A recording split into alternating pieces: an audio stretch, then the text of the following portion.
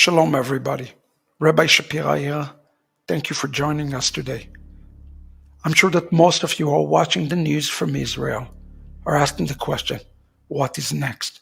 Are we about to enter to the final stage of Gog and Magog? I've written to you 2 books, The New Hamas and The Fall of Edom. Read them, gain the understanding. Everything I spoke about in those books are happening before our own eyes. Would like to take a few moments and explain to you exactly where we're at right now.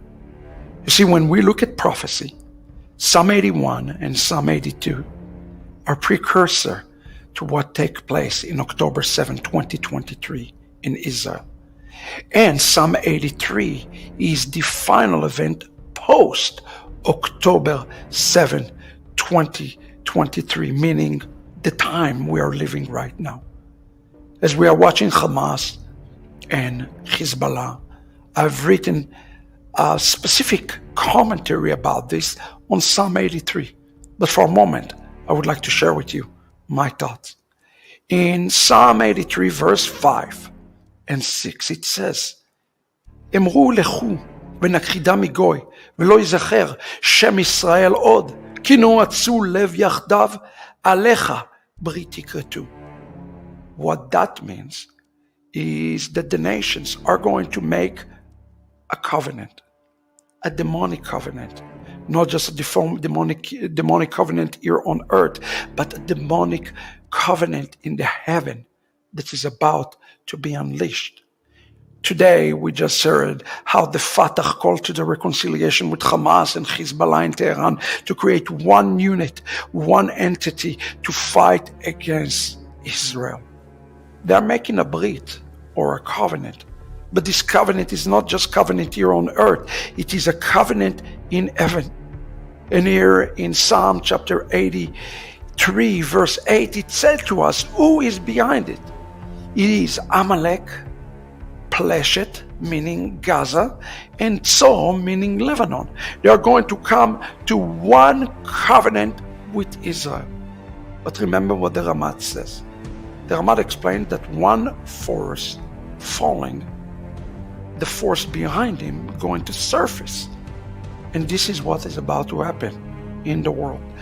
The earthly force that Israel is defeating right now is going to be ultimately dealing with another force that is about to raise up.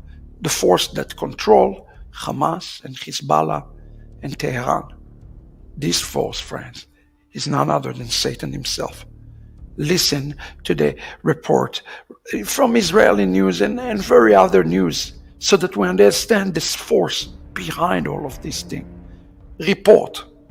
Putin consulted the shamans in Mongolia. Those are witch doctors before using nuclear weapons that would lead to Third World War.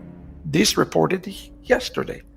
Russian opposition claimed that President of Russia, Vladimir Putin, consoled the mystics about the possibility of using nuclear weapons against Ukraine, which would lead the entire world to an outbreak of Third World War. In the past, it has already been reported that Putin himself, listen up to this. This is very important, that Putin himself, he took the baths in the blood of deer. You following this? He's taking blood baths. And he is in a special closeness to this world of mysticism. And he's doing what's called as the voodoo ceremony of the black wolf. Before you think it's fake news, I encourage you, research it for yourself. Why would he do such a thing? Why would he take a bat blood? It is because he's consumed with the spirit of Edom. And this demonic spirit is about to be unleashed upon the earth. Now, what will be the trigger for all of those things?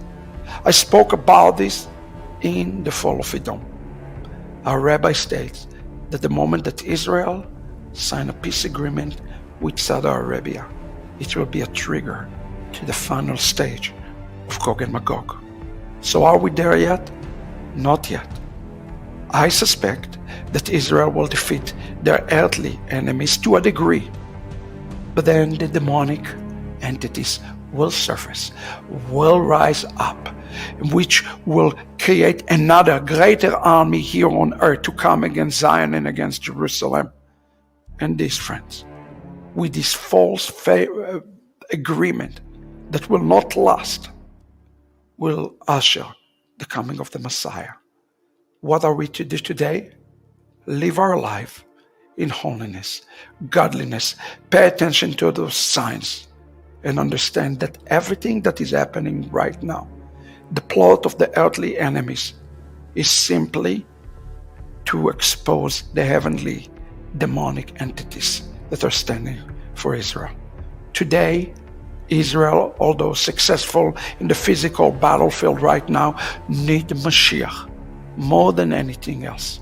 Let us continue to pray for the coming of the Mashiach, as it says, and I quote from my own book, page 91, "The son of Jacob will not be able to defeat the son of Esau without the power of Joseph." May Joseph come quickly, speedily. Friends, read those books, and let's call in these high holidays for Joseph, our Joseph, to return and to expose the sinister demonic plot. God bless you.